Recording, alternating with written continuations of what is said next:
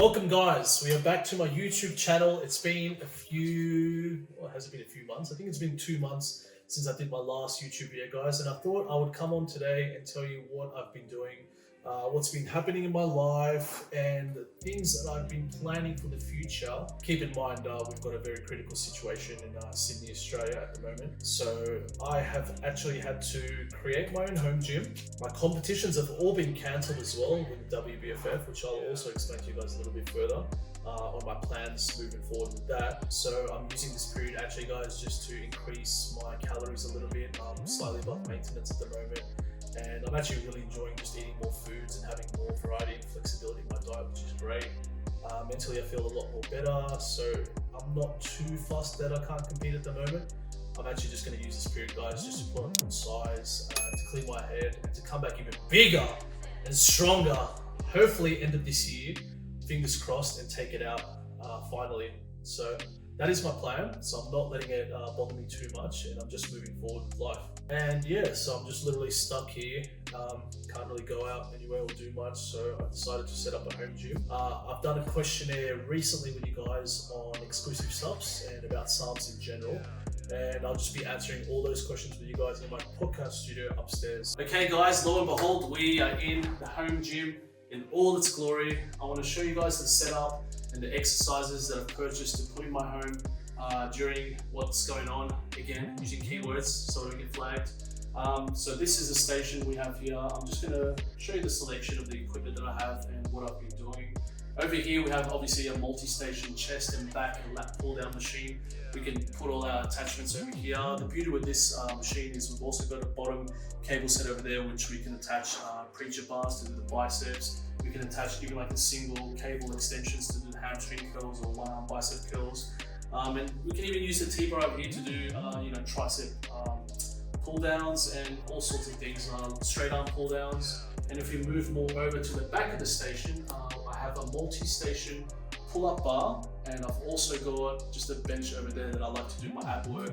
On top of all that, I also have a bunch of dumbbells and plates and barbells scattered all over the gym that I've also been incorporating into my workout and just making my home workouts during what's going on right now. So that's my gym. This is everything I have at the moment, and it will be expanded. But for now, let's do this fucking bicep workout and smash it.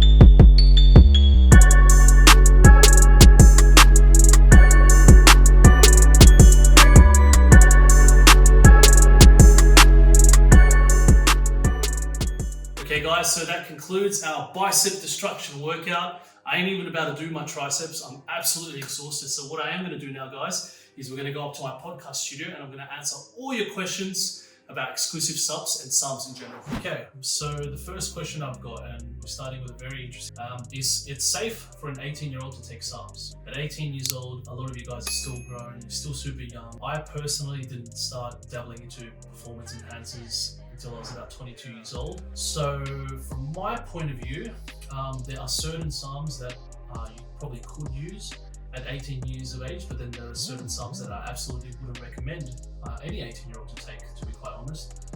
But I do feel comfortable enough recommending an 18-year-old who's been training for a few years, who takes his bodybuilding seriously and who has big ambitions, for the fitness industry or a competitive career or somewhere of that sorts. If that's the case, and it's it's an individual who takes his training hard and takes his training seriously, the one and only psalm that I actually would recommend, and it actually isn't even a psalm to be quite honest, guys, is MK677. Again, this is a really, really good compound. It doesn't shut you down at all. You don't need any PCT or anything like that.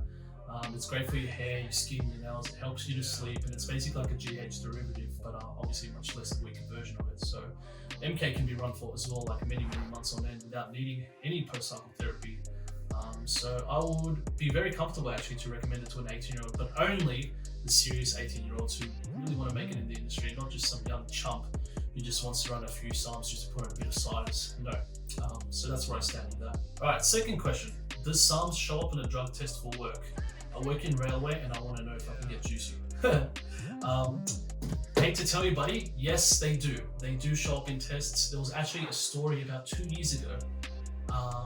I can't remember what football team it was, but it was a football team in Australia where a few famous footballers were caught with LGD in their system, and they got banned from their sporting events or whatever like that. So it does show up in drug tests, so don't think that you're immune. So if you plan on using it, just be smart with it. It is orally ingested, so it will come out of your system a lot sooner than, say, steroids, for example. So if you are to use them, just please be smart and just please time them around your work so you're not getting yourself in trouble and that you're not breaking any laws. Okay, next question. Is LGD worth it? I've ran Tren previously many times, wanting to lay off the harsh stuff. Well, look, if you actually want to lay off the harsh stuff and you want to lay off Tren, I would highly recommend swapping with LGD and seeing how you go. LGD is basically like I like to look at LGD as like an oral version of Tren. When I was using LGD for my first comp prep with WBFF 2 years ago, which I came fourth, I was running the LGD with RAD and S4, and let me tell you guys, like the actual results I got was very, very similar to Tren. It was actually insane, like the skin rippling pumps, the vascularity, you can see all the muscle spindles and fibers. It gave a very Tren-esque type of look. So if you're looking to swap compounds and go from Tren and use something that's a little bit less harsh but gives similar results, LGD is definitely a SARM from Exclusive Subs, 110%. Okay, on to the next. Which SARM do you recommend, chess brethren, from Exclusive Subs to get a more defined and chiseled look? Great question, my friend. The best SARMs that Exclusive Subs has for the defined and chiseled look, in my opinion, would have to be LGD, as I stated before, for obvious reasons. RAD 140 and Ostarine. I feel like if you combine all three, they work very synergistically together and you'll get amazing results, similar to that of using Tren and Prop if you were to use steroids. So that will give you the lean, defined chisel look that you're after. But in saying that, guys, also I love to stress the importance of diet. It's paramount that you guys understand how important it is to diet and how dieting really can change and impact the look of a physique. So please know your diet. Make sure it's down packed before dabbling into any of these SARMs, because if your diet's shit and off point, you ain't gonna get the results no matter what SARM or steroid you run. So that's just the bottom line. All right, so next question. Does SARMs make existing gyno worse? Yes, it does.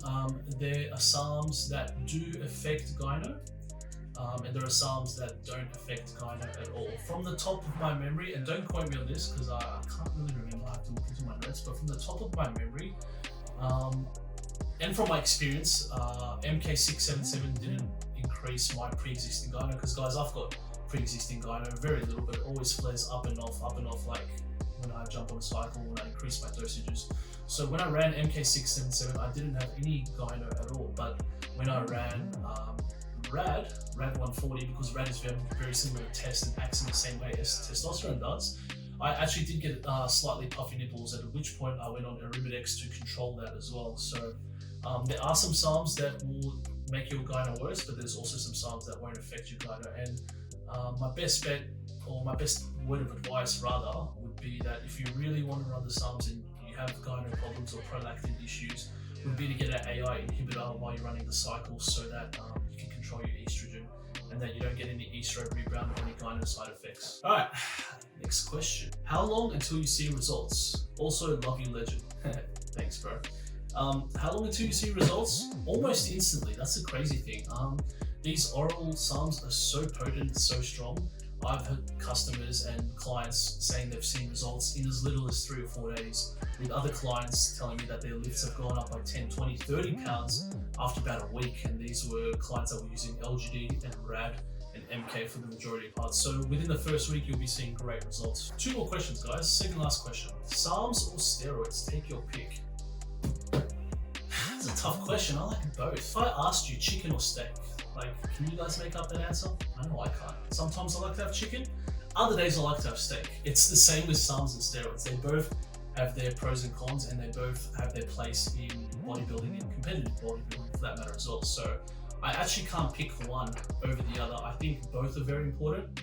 Obviously steroids have been researched a bit more, so if you want to go down that route, I would recommend steroids. But SARMs, if you're scared of injectables, if you're scared of a huge commitment with steroids, because steroids are very highly addictive, and it's a massive commitment. Like anyone that starts, they'll be doing it for the rest of their life, and I truly think that is the case. So SARMs is good for the young and intermediate trainers who just want to dabble in a few different supplements, who just want to get a nice beach body and look great, and they don't want to be injecting any compounds. They don't want to be having to do all this hard stuff that steroids do. So yeah, for that reason, SARMs do have their place in bodybuilding, but to pick SARMs over steroids, I actually can't tell you. I think both are great, and I think both are even better when they're used when they're used together, rather. That's what I was trying to say. All right, we are up to my last question, guys.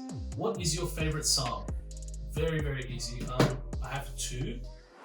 I can't pick out of the two, but my favorite two SARMs are MK677 and LGD4033 from Exclusive Subs. So they are the granddaddy of SARMs. They are amazing. I have been using them on and off for the last 2 years from Exclusive Subs. So definitely those two I would recommend as my favorite. Alright guys, and finally I'm just wrapping up this podcast session. Thank you all for your questions. Thank you all for tuning into my YouTube video. I'm going to get a bit more active on this thing as I am in L-Down and there's nothing else to do. If in case you guys haven't seen, I've had the products up here on the table the whole time, as you can see. I'm not going to talk too much about them because I'm literally just going to leave the link, guys, in the YouTube description for the Instagram page where you guys can follow it if you guys want to grab some SARMs. And yeah, there'll be a link to the website and all that jazz just below. Again guys, thank you so much for tuning in. I love you all. I hope you're all staying safe wherever you are, and I'll see you guys for next YouTube's episode.